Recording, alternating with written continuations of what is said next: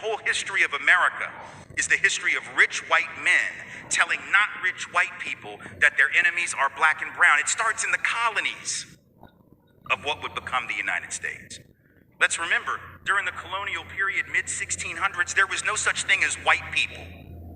I know some people who are now called white find that shocking, right? Because they think whiteness is real. Right? But whiteness was created. Europeans didn't call themselves white. We didn't call ourselves white. We weren't all members of one big happy family. Are you kidding? Have you studied the history of Europe? The history of Europe was about killing each other. That's what we did in Europe. We just killed each other before we figured out there were other people to kill. We just killed each other, right? I mean, that was the history of Europe. The English hated the Irish, right?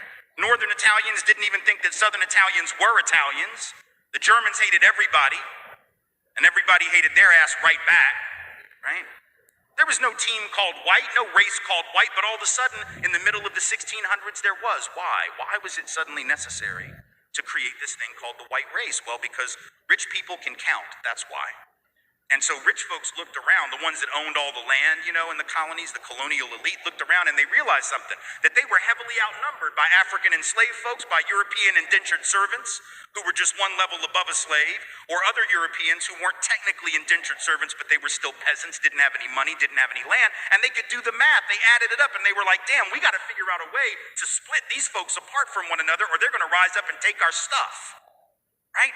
Because after a while, these black folks who were enslaved Africans and these quote-unquote white folks who were poor Europeans are going to figure out they're all getting played by these rich people, right? So ultimately, the rich figure out they got to come up with some way to get somebody in that group on their team. The easiest thing is to get the poor Europeans, right? Because at least they look like you. They sort of share some of the customs and the culture. So they all of a sudden create this thing called whiteness, and they say, now you're part of the club. Now we're going to let you testify in court, enter into contracts, vote, at least if you're a man, own a little bit of land, at least if you're a man, right? And we're going to get rid of indentured servitude. No more of that, because you're too good for that. And we're going to take the white men, now called white men, and put them on the slave patrol to keep black people in line.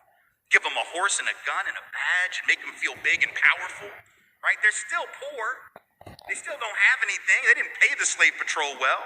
Right? Just exploited them, used them as a buffer between the elite and the other poor folks, particularly poor folks of color. And pretty soon, the rebellions that occasionally happened where black and white got together to overthrow the elite, those stopped because the divide and conquer had begun to work.